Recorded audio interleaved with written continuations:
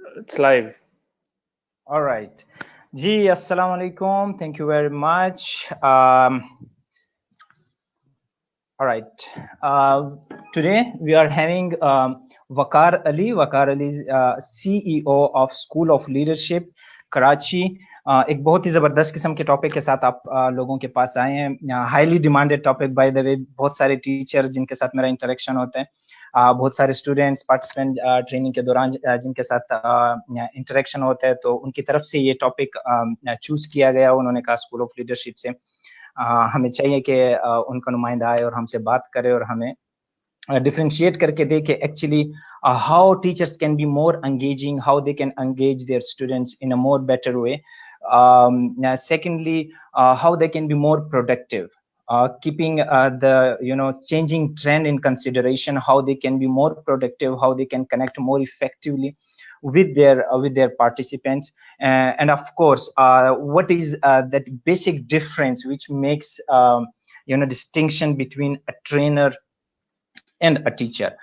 So we have a young motivator, capacity builder, inspiring Waqar Ali. He's a CEO of School of Leadership. Thank you so very much, Waqar, for spending your time, for giving us your time. Please introduce yourself, how you would like to introduce yourself. Assalamualaikum Salman and Assalamualaikum everyone who's watching. I think I need no other introduction. तुमने काफी कुछ बोल दिया है. Of course, my name is Waqar. I work with School of Leadership Foundation, Amwaj and Nucleus. ये चार इदारे हैं जिनके साथ मेरी एसोसिएशन है और काम जो है वो आप सारे ही ज़्यादातर लोग जानते हैं कि हमारा मेजर काम जो है वो ट्रेनिंग और डेवलपमेंट का रहा है. Across Pakistan, we have been working with the young people, we have been working with teachers, we've been working with parents, women, housewives. हर तरीके की, पहले एक ज़माना था जब हम सिर्फ यूथ के साथ काम करते थे, but our scope of work has been broadened over the years and फिर हम communities में भी गए हैं, फिर हम इदारों में भी गए हैं, हमने बहुत सारे corporates के साथ जाके भी काम किया है. So that's what we do. मकसद हमारा सिर्फ जो है वो 3 चीज़ों के ऊपर काम करना है. नंबर 1 जो इस कौम को, इस मुल्क को सबसे ज़्यादा ज़रूरत है, वो कहलाती है character building.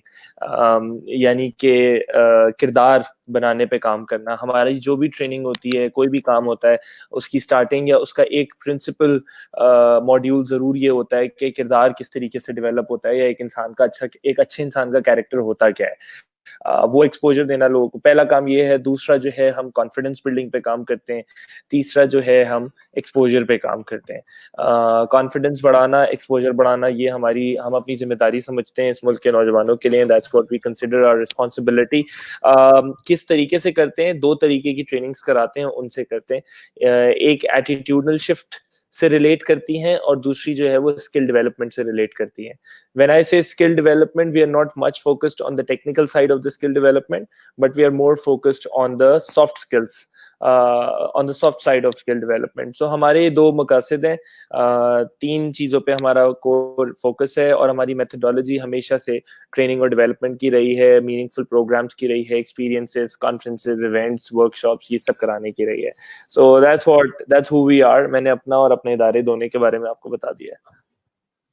Thank you very much Waqar. Indeed जो मेरा अपना एक्सपीरियंस आपके साथ रहा कराची में स्कूल ऑफ लीडरशिप के साथ, जिस तरह आप लोगों ने मुझे ट्रेन किया, हमारे पूरे बैच को ट्रेन किया, so it was something which was value addition in the personalities of all the participants present in that batch. और वो चीज़ अब आगे भी मुंतकिल हो रही है. हम अपने अपने शहरों में, अपने अपने इलाकों में उस चीज को आगे फैला रहे हैं. Coming back to the question, Waqar, how do you differentiate between a teacher versus trainer? ये चीज इसलिए इम्पोर्टेंट है क्योंकि देखा ये गया है कि टीचर्स एक ट्रेडिशनल मेथोडोलॉजी के थ्रू स्टूडेंट्स के साथ जिस तरह कनेक्ट करते हैं, तो एग्जाम्स पॉइंट ऑफ व्यू से, डिग्रीज पॉइंट ऑफ व्यू से तो स्टूडेंट ठीक है, क्लासों में आते हैं जी, अटेंडेंस मेंटेन रखते हैं 70%, लेकिन होता क्या है कि वो इंटरनली कनेक्टेड नहीं होते. और आप जैसे ट्रेनर जब आते हैं तो उनके लिए बहुत सारे पैसे भी वो खुद अपने जेबों से पे कर रहे होते हैं, महंगे महंगे प्रोग्राम्स वो अवेल कर रहे होते हैं, उसके लिए जेब से पैसे दे रहे होते हैं और उनके पास जा रहे होते हैं। सो एक तरफ से वो जा रहे हैं और दूसरी तरफ वो आ रहे हैं। So what is that difference which makes a trainer and a teacher, and how what is just let us first define what trainer is and who is a teacher? What do you? यार देखो, एक तो ये मुझे सवाल से ज्यादा इल्जाम लग रहा है कि एक तरफ से जा रहे हैं और दूसरी तरफ आ रहे हैं। Just kidding. On lighter note, सबसे पहले आप तमाम लोगों को रमजान मुबारक भाई, बहुत ज्यादा। रमजान शुरू होने वाला है कल से, एंड आई होप कि आप तमाम लोग जो हैं वो हेल्दी भी रहें इस दौरान, सेफ्टी भी आपकी बरकरार रहे, and you enjoy a very different but a good Ramzan इंशाल्लाह ताला for all of you. Now coming back to the point of understanding, कि मुझे समझ में नहीं आता कि पहली बात तो ये कि यार ये डिफरेंशिएशन या ये एक कंपैरिजन शुरू क्यों कर दिया है हमने। देखें, हर चीज की अपनी एक वैल्यू होती है, और वो चीज या वो प्रोफेशन अपनी value over the period of time lose कर देता है अगर उस प्रोफेशन के जिम्मेदार उसको अपग्रेड नहीं करते। हो सकता है कल को एक कोई नया टर्म आए, हो सकता है अभी फॉर एग्जांपल कोचिंग पाकिस्तान में इतनी आम नहीं है, हो सकता है कि आने वाले टाइम में कोचिंग पाकिस्तान में आम हो जाए और ट्रेनर्स अपने आप को अपग्रेड ना करें और ट्रेनर्स आगे ना बढ़ रहे हो, और लोग जिस तरह तुम अभी टीचर और ट्रेनर की बात कर रहे हो, कल तुम दोबारा एक लाइव सेशन कर रहे हो और तुम एक ट्रेनर और कोच की बात कर रहे हो बैठ के। को प्रॉब्लम कभी भी समझो, देखो जो तुम सवाल कर रहे हो ना वो तो सिम्टम है, कॉज क्या है वो देखने की जरूरत है हमें। अब आ जाते हैं कॉज पे। दो टीचिंग और ट्रेनिंग दो मुख्तलिफ मेथडोलॉजीज हैं। ये दोनों मेथडोलॉजीज जो हैं वो सोसाइटी को ऑफर होती हैं, लेकिन टीचिंग अभी भी ट्रेनिंग से कई ज्यादा मुख्तलिफ है। ट्रेनिंग अभी भी जो है वो आपके फॉर्मल करिकुलम के अंदर इम्पार्ट नहीं हुई है। ट्रेनिंग अभी भी आप स्कूल कॉलेज यूनिवर्सिटी में जाते हैं तो वहां पे ट्रेनिंग नहीं, वहां पे टीचिंग कराई जाती है।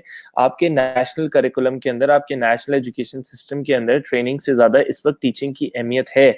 सो एक तो ये कंपैरिजन करने से ज्यादा बेहतर ये है कि हम सबसे पहले तो इस बात को समझ लें कि यार टीचर्स की अपनी एक वैल्यू है और वो बहुत ज्यादा है और वो बहुत बड़ी वैल्यू है। आप उसको कभी भी ट्रेनिंग के शोबे से रिलेट करके रिप्लेस करने का नहीं सोच सकते। मैं ये क्यों कह रहा हूँ, मैं ये इसलिए कह रहा हूँ कि देखो हमेशा हर चीज का जो है ना बैलेंस बड़ा जरूरी होता है। Balance is always what is required. Training की तरफ ज्यादा लोग इसलिए आते हैं क्योंकि ट्रेनिंग एंगेजमेंट देती है, बहुत ज्यादा एंगेजमेंट देती है। लेकिन टीचिंग की तरफ लोगों को ज्यादा रुकने की इसलिए जरूरत है क्योंकि teaching is full of knowledge, teaching is full of wisdom, teaching is has a lot of subject understanding, has a lot of subject knowledge। आप इधर से खाली engagement और खाली, ऐसा नहीं है कि ट्रेनर जो है वो नॉलेज नहीं देता, लेकिन मैं तुम्हें सिर्फ वो फर्क बता रहा हूँ जो फर्क देख के एक स्टूडेंट इधर से इधर जंप कर जाता है और engagement हाई हो जाती है, या टीचर ट्रेनर की तरफ ज्यादा वो होता है। So I would rather comparing a teacher and a trainer, I would want these to be combined and a new profession to be formed। मैं चाहूंगा ये कि बजाय इसके कि इन दोनों का वर्सेस वर्ड लगाया जाए, कभी भी इनके साथ वर्सेस वर्ड नहीं लग सकता। ये दोनों जो हैं अपने अपने एंड से बहुत मेहनत करते हैं और मुझे लगता है कि इनका एक कॉम्बिनेशन बनने की जरूरत है। वो आपने पाप ऑफ गर्ल्स देखा है ना, जैसे वो कुछ केमिकल्स डालता है, मिलाता है, तो 3 पाप ऑफ गर्ल्स निकल के आ जाती हैं जो कि शहर को बचाती हैं। तो मैं कह रहा हूँ कि कुछ क्वालिटीज टीचर्स की उठाओ, कुछ क्वालिटीज, कुछ एट्रीब्यूट्स ट्रेनर के उठाओ, इन दोनों को मिलाओ, और जो भी इंसान अपनी डेवलपमेंट पे काम करना चाहता है वो अपने आप को इसका कॉम्बिनेशन बनाए। अब जो स्टूडेंट सवाल कर रहे हैं या जिन लोगों ने ये सवाल किया है, अगर तो वो स्टूडेंट्स हैं तो उनको बेटा सबसे पहले तो ये समझने की जरूरत है कि वो भी अपनी जिंदगी में कोई बहुत बड़े मौके नहीं मार रहे होते जो वो टीचर के ऊपर सवाल उठा देते हैं। ठीक है, अगर ये सवाल टीचर्स कर रहे हैं तो टीचर्स के लिए जवाब ये है कि भाई आपको अपनी क्लासरूम पेडागोजीज को, आपको अपनी एंगेजमेंट लेवल को, आपको अपनी टीचिंग मेथोडोलॉजीज को बेहतर से बेहतर बनाना पड़ेगा। क्योंकि कल को अगर मैं एज अ ट्रेनर अपने आप को अपग्रेड नहीं करूंगा तो मेरी भी ऑडियंस या मेरे भी स्टूडेंट्स या मेरे भी पार्टिसिपेंट्स मुझे छोड़ के किसी और तरफ जाएंगे, लाजमी जाएंगे। हमारे साथ इस वक्त मेजर प्रॉब्लम ये हो रहा है कि हम एज ए स्टूडेंट्स एक तो इस शोबे की रिस्पेक्ट करना भूल गए, नंबर 2, और क्योंकि रिस्पेक्ट नहीं होती तो उस तरफ से भी ताली नहीं बजती, फिर टीचर्स भी कुछ ना कुछ उसी अंदाज में लगे रहते हैं जिस अंदाज में उनको लगे रहना होता है। तो दोनों तरफ से जिम्मेदारी होने की जरूरत है, दोनों तरफ से चीजों को बेहतर होने की जरूरत है। That's what we need to understand here. So it's not a versus, it has to be a combination. Teacher अपने साथ अच्छी नॉलेज लाता है, टीचर एक डर लेके आता है, एक डर जो कि स्टूडेंट के लिए बड़ा जरूरी होता है। ट्रेनर अपने साथ वो डर नहीं लाता। मैं तुम्हें बता रहा हूँ ये बात, हमसे लोग डर, मतलब people are not afraid of I us, like which that. Is I like that. which is good, which is fantastic. But at the same time मुझे कभी कभी फ्लोर पे जाके ये रियलाइज होता है कि यार वो जो उस्ताद के फ्लोर पे आने का एक थोड़ा सा डर होता है, एक जुमला मारने से पहले थोड़ा सा सोचना होता है, वो एक अच्छे इंसान की निशानी होती है। वो उस्ताद अपने साथ लेके आता है, बाय गिवन लेके आता है, और वो स्टूडेंट को सीखने की और अपने अंदर थोड़ा कहीं ना कहीं फील करने की जरूरत है। सो कॉम्बिनेशन जरूरी है, दोनों साइड्स के एट्रीब्यूट्स उठा के मिक्सचर बनाओ, और एक टीचर को एज अ फैसिलिटेटर और फैसिलिटेटर को एज अ टीचर बनने की जरूरत है। देखें, कभी भी किसी भी चीज का 100% वाइप ऑफ हो जाना इज नॉट अ सोल्यूशन। आप आज के दौर में जी रहे हैं, आपको कन्वेंशनल के साथ लेटेस्ट को मिलाना है, कन्वेंशनल को खत्म नहीं करना। आप कितने भी ई बुक्स ले आए, आप कितने भी किंडल ले आए, आप कितने भी ऑनलाइन बुक्स सेल करना शुरू हो जाए, आप कभी भी लाइब्रेरीज की अहमियत को खत्म नहीं कर सकते।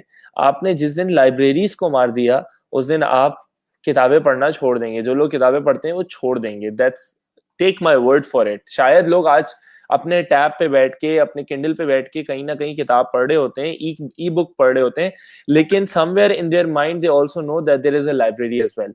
You finish the concepts of library from this world, they're going to stop reading from where they're reading right now.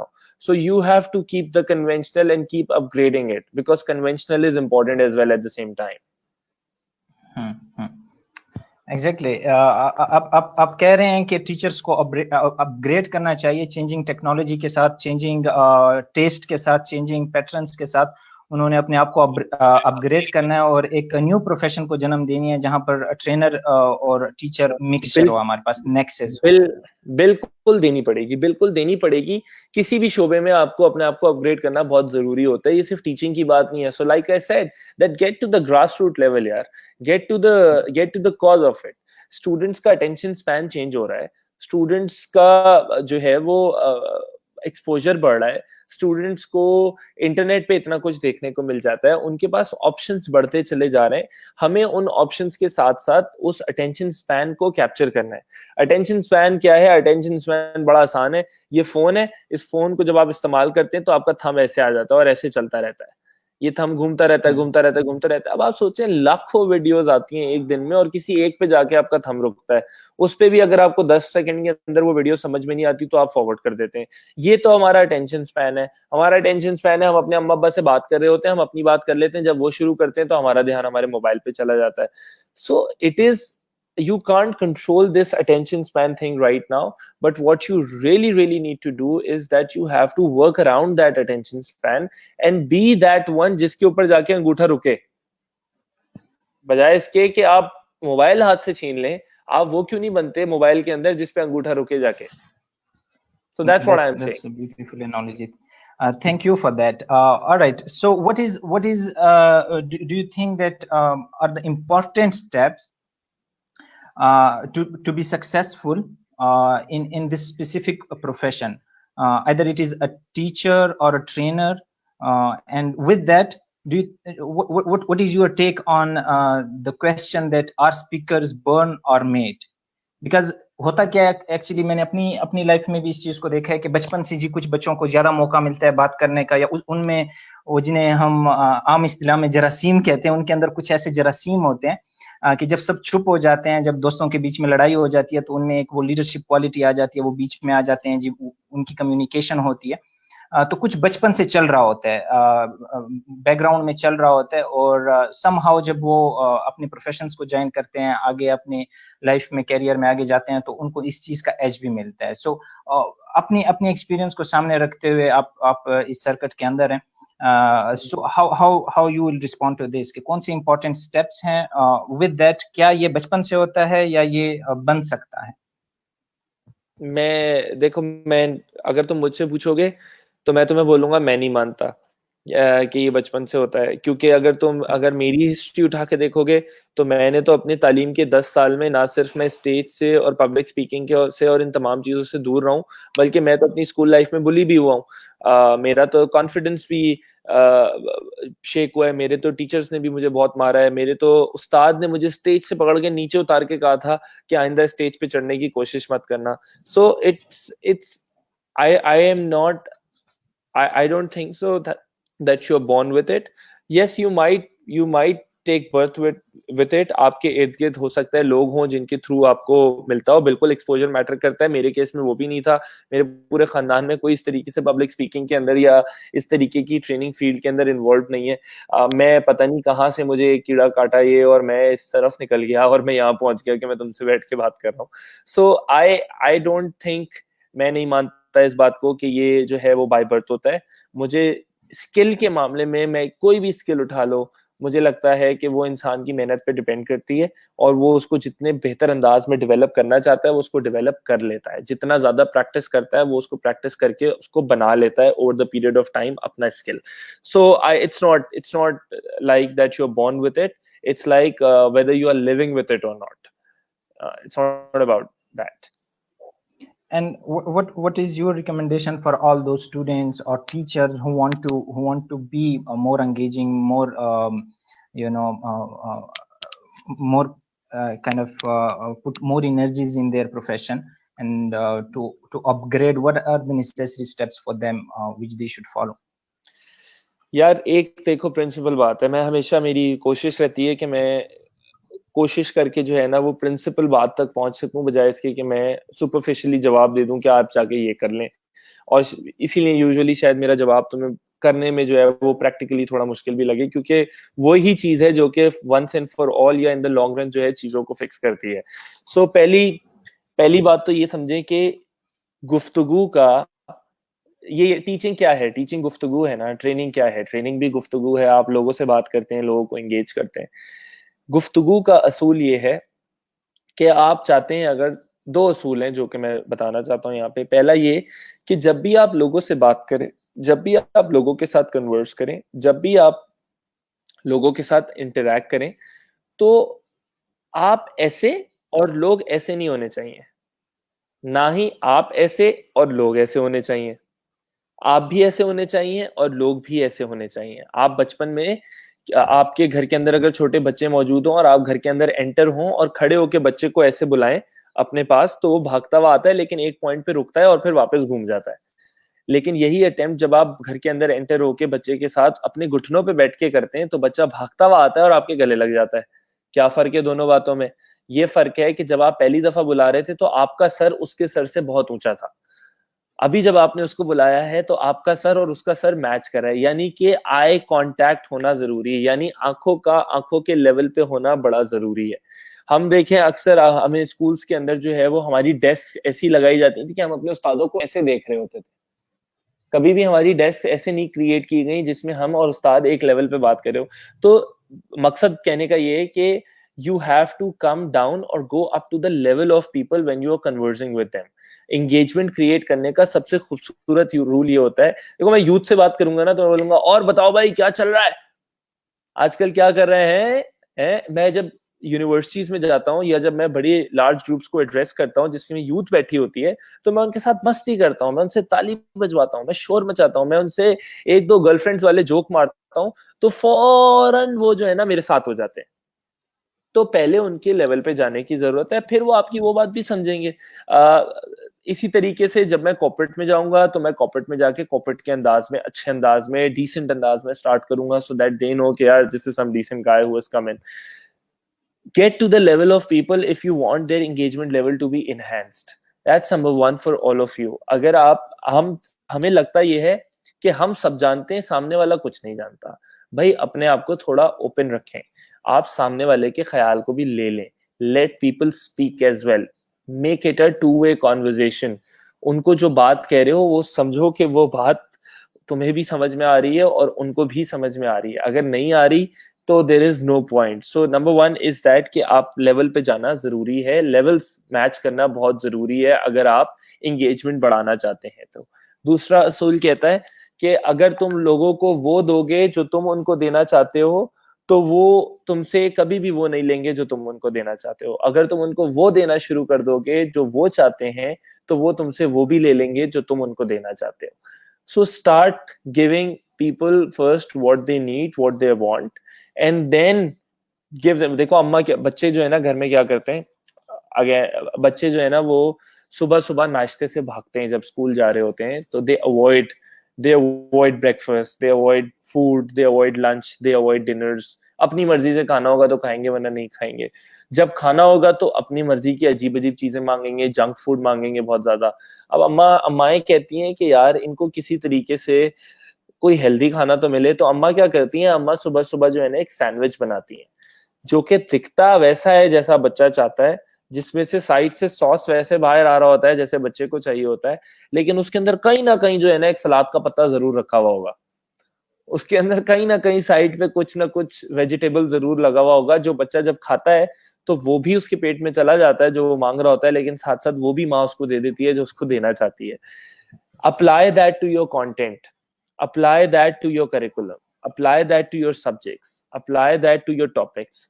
आप इस अंदाज में दें कि सामने वाला उस अंदाज में लेना चाहे। मुझे याद है यार, उमेर मुझे एक टीचर की कहानी सुनाता था जिसने पूरा प्लैनेट्स का सिस्टम बच्चों को, गांव के अंदर जो है वहाँ रिसोर्सेज नहीं थे, तो उसने जमीन पे पूरा प्लैनेट्स का सिस्टम बना के जो है वो बच्चों को वहां खड़ा करके उन्हीं को प्लैनेट्स कंसिडर करा के उनको रोटेट करा के समझाया।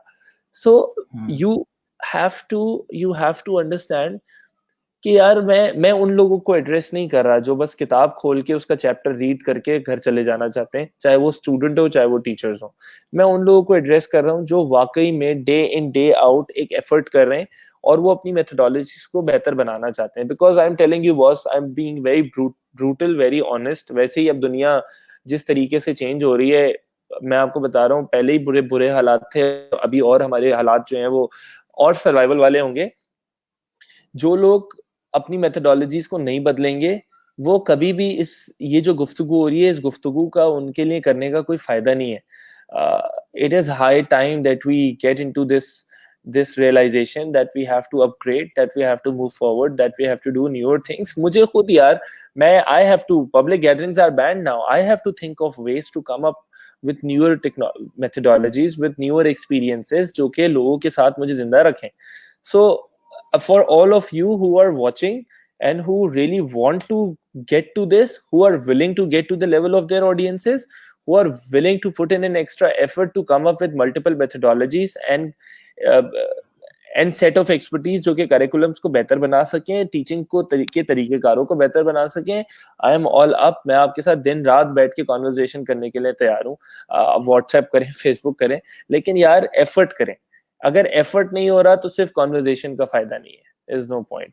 अगर देखें सिर्फ एफर्ट हो और बगैर किसी गुफ्तगू के, बगैर सीखे, बगैर गुफ्तगू के एफर्ट हो तो अक्सर नाजायज हो जाती है। और अगर सिर्फ गुफ्तगू हो जाए और एफर्ट ना हो तो जायज होने का सवाल ही पैदा नहीं होता।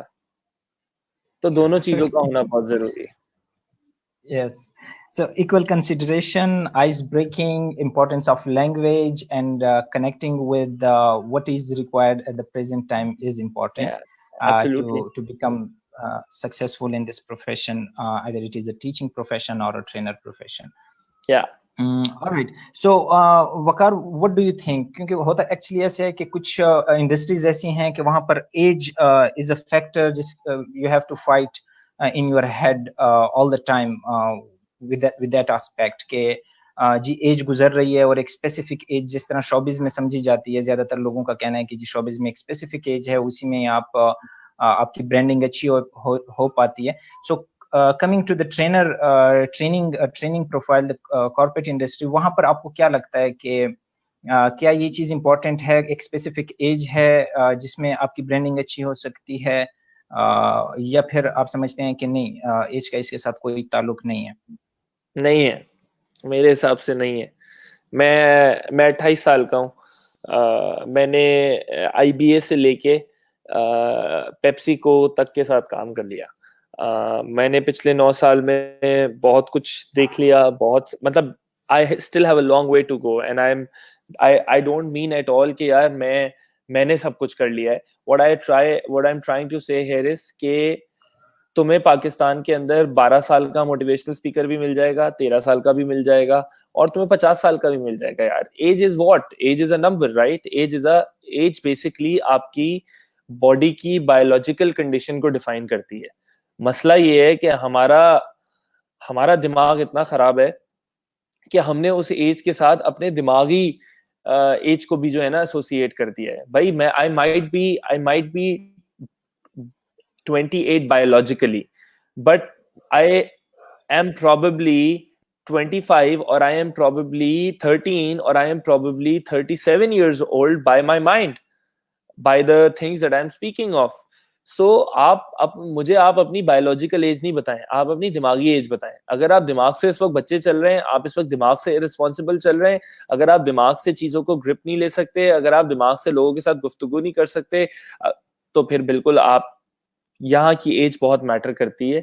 ये बायोलॉजिकल एज मैटर मेरे हिसाब से बिल्कुल मैटर नहीं करती. I don't think so. Alright.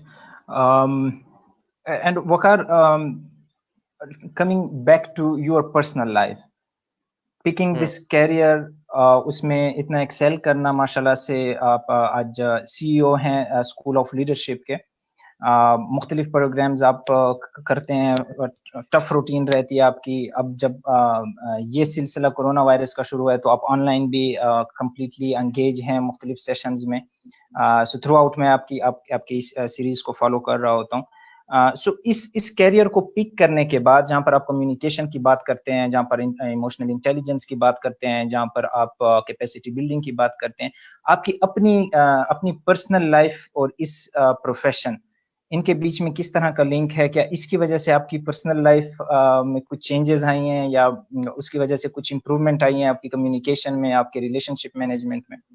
Yeah, I think I have a strong connection of my professional life with my personal life, because when I ventured into this field, जब मैं as a student अपना bag टांग के school of leadership पहुंचा था, तो और जब इस SOL ने मुझे, शीनापा ने, उमेर ने, तला इकबाल ने, मालिक ने, मेरे इन बड़ों ने मुझे अलाउ किया था कि तुम इस इदारे में बैठो और सीखो, उस वक्त मेरी जिंदगी में एक बहुत बहुत ड्रास्टिक चेंज आया था.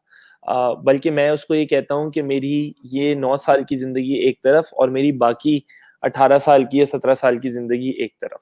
सो आई हैव, समझो कि I have entirely change the way I started looking at things. जो मेरे बिहेवियर्स थे उनको वैल्यूज की शक्ल मिलना शुरू हो गई. जो मेरे इर्द गिर्द के जो मेरा एक एटीट्यूड था, ना सीखने वाला, ना पढ़ने वाला. जब मैं SOL पहुंचा था, ना मुझे अंग्रेजी बोलना आती थी, ना सुनना आती थी, ना समझना आती थी, ना मैं किसी से बात करना जानता था, ना मुझे रीडिंग का शौक था. रीडिंग का शौक तो आज भी मैं स्ट्रगल करता हूँ, खैर. लेकिन I was a no one यार, and I am still a no one. But I know that I've come a long way in this, and it has definitely made me a better human. And interestingly, मैं तुझे बता रहा हूँ सलमान, मैं इस field के अंदर, इस पाकिस्तान में किसी के लिए भी नहीं आया था, मैं इस दुनिया में किसी के लिए भी नहीं आया था. मैं इस फील्ड के अंदर अपने लिए आया था. एंड मैं अभी भी ये बात बोल रहा हूँ कि I am gonna stick with this field for myself only, because you know what, whenever I venture into these things, whenever I do what I do, I feel myself to be making myself a better person with every passing moment.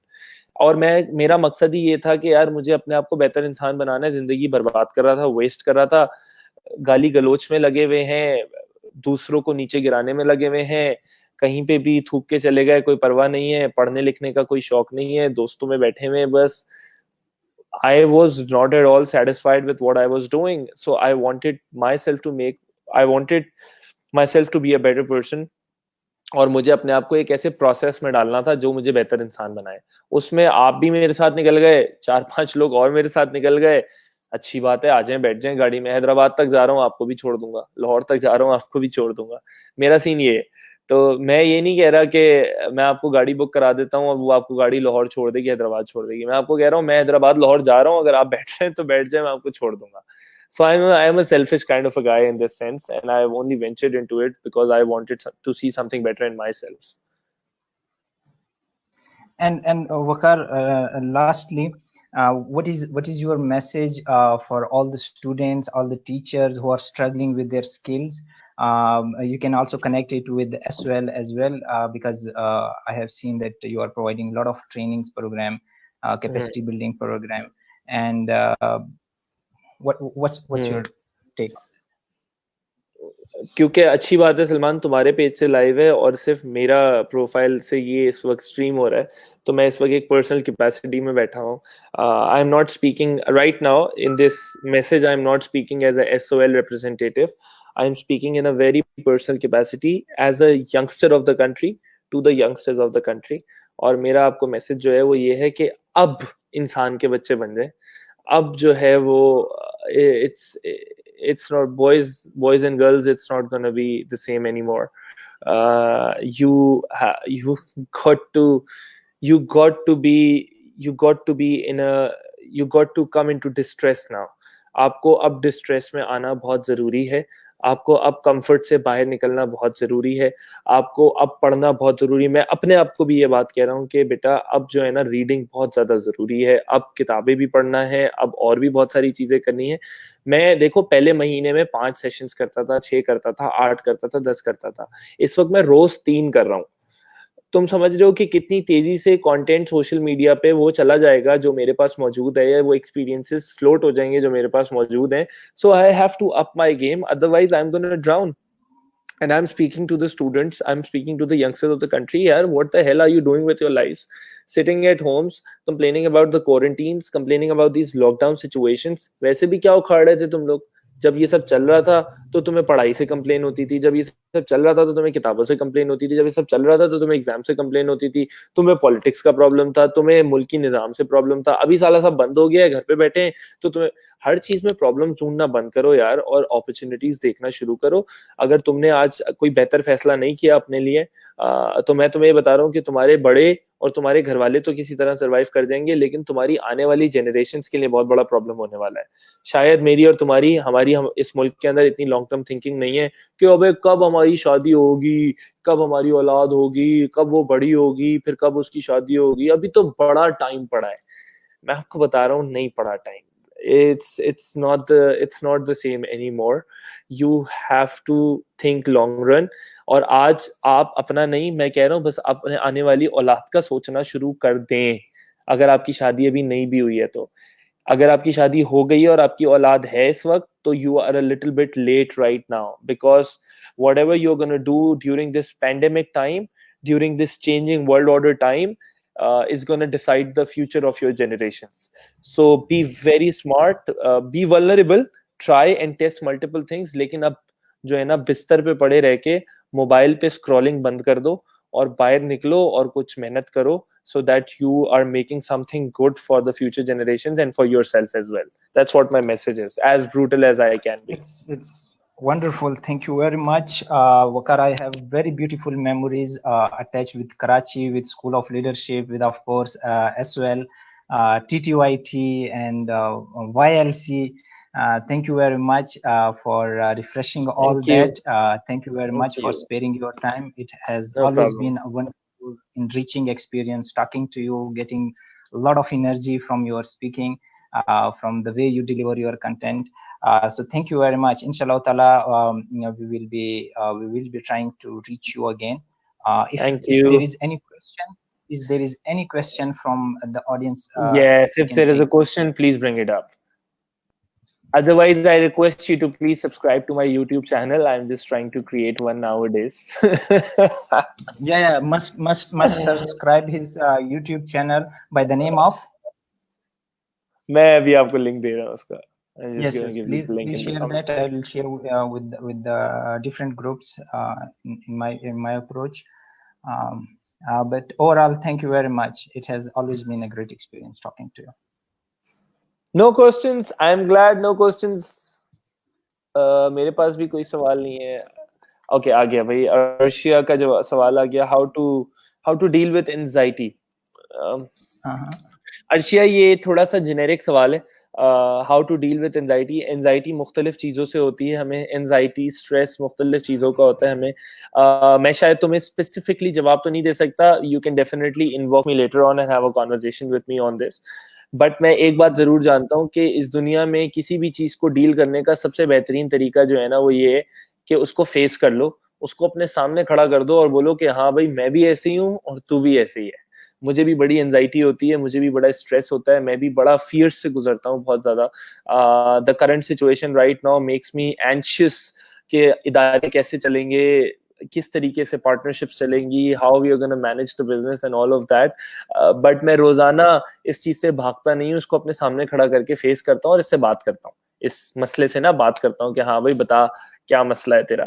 So it's like that. So Arshia, तुम anxiety अगर इन particular मुझसे पूछना चाहती हो कि तुम्हें किस चीज की एंजाइटी है और उसको कैसे डील करना है, तो I give you a more specific answer. अगर जेनेरिकली पूछ रही हो तो बस इसका एक ही हल है मेरी नजर में, के फेस करना बहुत जरूरी है। And you have, there is no easy way out, you have to go through the hard way, you have to go through the pain until you become okay with it. Okay. Exactly. So for anxiety, you have to face it, and you have to and deal it's with it easier with and it's one eye. and it's easier and it's easier, I know it's easier said than done, I know. Yeah. It's easier said than done. Arshia क्या कह रही है? Okay, fear of Fear corona. of ओ भाई, corona. ओए अल्लाह की बंदी, कौन सा फियर ऑफ कोरोना लेके घूम रही हो तुम यार? तुम अशरफुल मखलूकात हो भाई, तुम्हें अल्लाह ताला ने इंसान बनाया है, तुम्हारे दिमाग में ताकत छोड़ी है कि अगर कोरोना तुम्हारे जिस्म में भी घुस जाए तो जब तक दिमाग इजाजत नहीं देगा, जब तक कोरोना तुम्हारे जिस्म पे असर नहीं कर सकता। सो अपने दिमाग, अल्लाह से डरो, कोरोना से नहीं डरो, तुम इंसान हो। इट्स ये एक बीमारी है। तुम हो सकता है कि मैं और तुम कोरोना से डरते डरते हार्ट अटैक से मर जाए। अब हार्ट अटैक का डर कहाँ गया? अब कैंसर का डर कहाँ गया? अब एड्स का डर कहाँ गया? अब HIV का डर कहाँ गया? वो सारे डर अब एक तरफ हो गए। तो भाई यार, बीमारियों से डरना बंद करो, अल्लाह से डरो यार। बीमारियां तो आने जाने वाली चीज है, इंशाल्लाह ताला everything is gonna be fine, don't worry about it. Just relax and just give it time, it's all gonna be fine, hopefully, I'd like इंशाल्लाह to भाई। add a minor point with this कि TV channels और news और breaking news देखने में भी अगर थोड़ी कमी वाक़या हो जाए तो फिर ऐन मुमकिन है कि कम हो जाए। We have second question from Shariar Nadeem. Is technology a blessing or a challenge in this present situation, in this quarantine? इसका जवाब शरियार, इस बात का जवाब टेक्नोलॉजी पे जो इस वक्त ब्लेसिंग या चैलेंज का सवाल हो रहा है ना, इसका जवाब यही है कि इस वक्त जो है ना, आप घर के अंदर बंद हैं। आप मुझे बताएं, आपके किचन में जो छुरी रखी हुई है वो ब्लेसिंग है या चैलेंज है? So it's not about technology, it's about the use. सो आप उस छुरी को निकाल के सब्जी काटे, मैं रोजाना उस छुरी को निकाल के सब्जी काटता हूँ और मैं कुछ खाने पकाता हूँ मजेदार किस्म के, so it's a blessing for me. लेकिन अगर अल्लाह ना करे किसी के घर के अंदर वो छुरी किसी तशद्दुद के लिए इस्तेमाल हो रही है तो इट्स अ चैलेंज। टेक्नोलॉजी का भी यही हिसाब है। यही टेक्नोलॉजी से बैठ के आप अभी एक सेशन सुन रहे हैं जो शायद, मुझे नहीं पता आपके लिए मीनिंगफुल है या नहीं है, लेकिन मेरी नजर में ये एक मीनिंगफुल कॉन्वर्जेशन है जो कि हम लोगों के लिए और अपने लिए कर रहे हैं। तो हमारे लिए टेक्नोलॉजी ब्लेसिंग है, लेकिन आप फटाफट इसको बंद करके इनकॉग्निटो में जाके कोई और विंडो, कोई और वेबसाइट खोल लें जो कि आप शायद हमें बताना ना चाहें, तो भाई वो बहुत बड़ा चैलेंज है, फिर वो ब्लेसिंग नहीं है हरगिज तो, और खास तौर पे क्वारंटीन टाइम्स के अंदर। तो it's entirely up to you. इसी के साथ साथ video editing, graphic designing, lot of free webinars are there. लोग काफी सारे अच्छे अच्छे उस्ताद, मेंटोर्स आपको मिल रहे हैं। वकार बहुत बिजी रूटीन है इनकी, लेकिन देखिए इनकी टेक्नोलॉजी की वजह से और इस हालात की वजह से आज हमारे साथ हैं। बहुत मुश्किल है इन सब लोगों को एक्सेस करना, बट हियर वी आर मैं टॉकिंग तो विद। हमेशा से एक्सेसिबल रहा हूँ यार Salman, I have always been available on WhatsApp, on Facebook, चले मैं हमेशा यार। आपको screen should I send you the screenshots? हाँ, थोड़ा टाइम लगता है जवाब देने में, लेकिन मैं दे देता हूँ तुझे जवाब। I mean I reply to you. You have been very kind. Let's consider it a public domain now. But thank you. सही है, गुड है। Lovely having But you guys. जिन लोगों ने भी सवाल किए, जिन्होंने गुफ्तगू सुनी, आई thoroughly enjoyed it. That's what's thank you keeping me alive. Noman, thank you। बहुत सारे हमारे साथ participants हैं, समी, उला Khan, Afsheen Rahman, and all the people there who are watching us, who are taking interest in this session. Thank you very much. Waqar, once again, Jazakumullah khairan. Inshallah, see you again. अल्लाह हाफिज़, रमजान मुबारक everyone. बहुत सारी दुआएं आप लोगों के लिए। Thank you.